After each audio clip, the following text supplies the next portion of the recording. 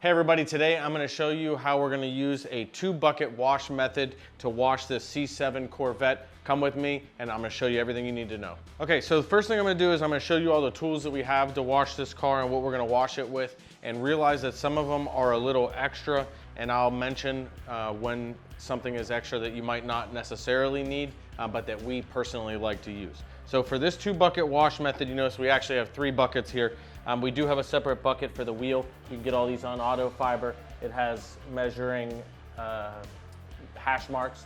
And so we have a wheel wash and rinse. We're gonna wash our wheels first, and then we're gonna wash and rinse buckets. So some of the tools that we're gonna use, I like to have at least 2 of everything in case you accidentally drop something on the ground. I say that in all my videos.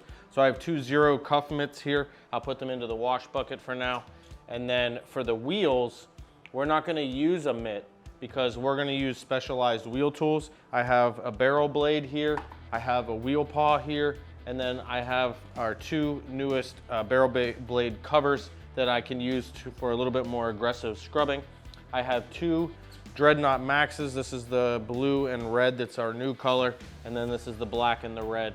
And then I have, that's for drying, and then I have a wheel flip, which will help us dry the wheels a little bit better than a bulkier towel. And then I'm going to be using today for soap, I'm going to be using American Detailer Garage Fury. It's a ceramic reset soap, a ceramic aftercare soap, and this car was previously ceramic coated, and this is a brand new product. I really like it, so we've been using this a lot. It also does a really good job of unclogging coatings. And then, speaking of which, unclogging coatings in American Detailer Garage, you see me using this all the time. This is filled with American Detailer Garage F-Bomb, diluted to a ratio of 10:1 with an electric pump sprayer. And then I have a pressure washer. Recognizing that if you have a pressure washer, you probably have a foam cannon as well. We're not going to use a foam cannon today. We're going to use a pressure washer. And if you don't have a pressure washer, you could just as easily use a hose with a trigger. Okay, so the first thing I'm gonna do is I'm gonna use Fury, and I'm gonna load up my wheel and wash bucket. I have them all filled to 3 gallons. For 3 gallons, you can probably use 2 ounces. Technically, you can use 1 to 5 ounces of Fury in a bucket. I would probably do 3 in a 5-gallon bucket, and we're gonna do 2 in a 3-gallon bucket. It's not an exact science. You know, you can adjust as you see fit. So this is our soap. I tend to go extra on soap, if anything, myself, just because, you know, not that much difference in product cost results in a slicker product, which I prefer. And then I got some grit guards in the bottom of these buckets too.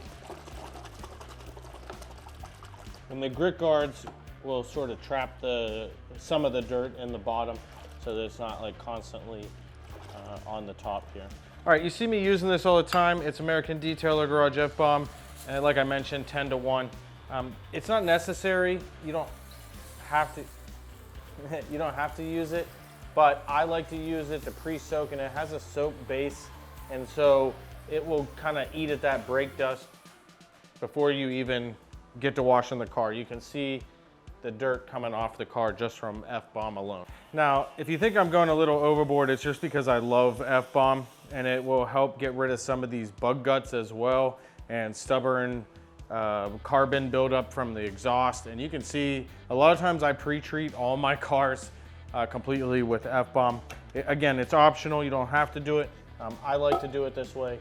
And then next thing we're gonna do is we're gonna clean the wheels. Okay, so I'm gonna use some of my favorite wheel tools here. I'm gonna use the wheel paw and the barrel blade. I got my wheel bucket here. You could probably get away without using a wheel bucket, but I would clean your wheels first in that case if you don't have a specific wheel bucket, and then completely dump it out, rinse it out, and then prepare with a 2 bucket for wash and rinse. But we have 3 buckets, so we're gonna use them. And so I've got my barrel blade here that's dipped in Fury. And then you recall I used American Detailer Garage F-Bomb to pre-soak these wheels. F-Bomb is a soap base. So we got Fury soap, we got a little bit of F-Bomb, and then sometimes if you had a pressure washer and a foam cannon, you can actually mix a little bit of F-Bomb with Fury to get that extra cleaning power, which we've done before. And so you can use the barrel blade, you can bend it, you can get behind stuff, you can get between most brake calipers and barrels. I also like to use the wheel paw, which think of it as a wash mitt that fits over your hand. It's one of the few mitts that I use that I actually put my hand in. And I like the wheel paw because it's even faster to get behind the spokes. And sometimes you can even reach part of the way in with the wheel paw on the barrel if you missed a spot with the barrel blade. All right, so the next thing we're gonna do is we're gonna actually start washing the car. Now remember, I got Fury in this bucket, and I've got a rinse bucket here, and I have grit guards in the bottom. And what we're gonna do is we're gonna start at the top of the car, and we're gonna work our way down. And the reason we do that is because we want any dirt that we dislodge using our wash mitt to rinse down. We don't want to start down here and then have dirty water from above rinse over top of it, and then we're contaminating the area we just cleaned. So that's what we're going to do next. You'll see us doing that. So what I like to do is after every panel or panel and a half, I'll come back and rinse it and rub this against the grit guard and, you know, kind of wring it out. And then I'm going back to the soapy water. So the dirty water from the sponge or the dirt from the sponge is deposited into the rinse only bucket. And then we wring it out and we come to the soap bucket. And you notice I also flip my mitt as well. So I try to do that frequently.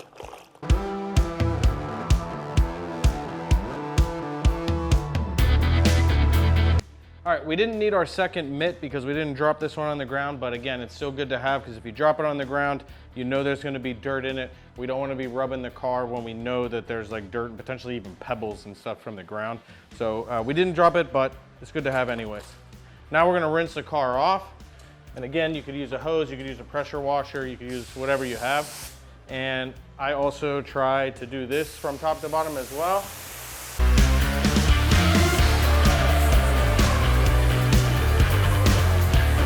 All right, so we're washed and we're rinsed, and the next thing I'm gonna use is our Dreadnought Max.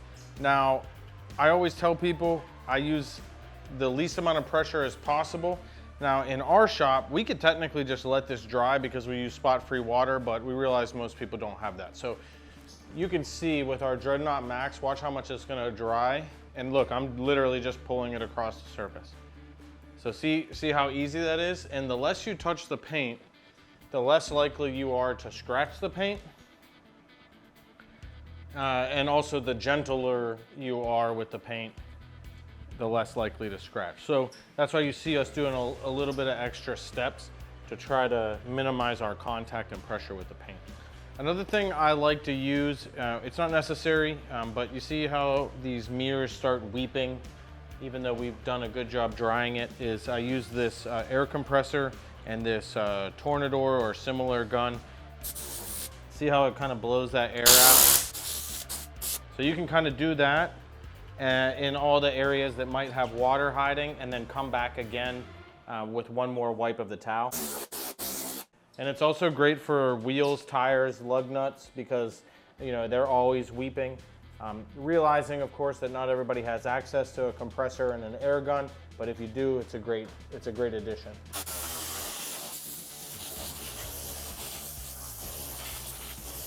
Now for the wheels specifically, I'm going to use the Autofiber wheel flip. It has multiple sides. It's a microfiber towel. It's black, so it's good for wheels, and you can kind of fit your hand in there. I don't put my hand into a lot of towels, but this is an example of where I might. And you can kind of just tidy up. Now if you, they come in multi-packs, you don't have to buy one at a time.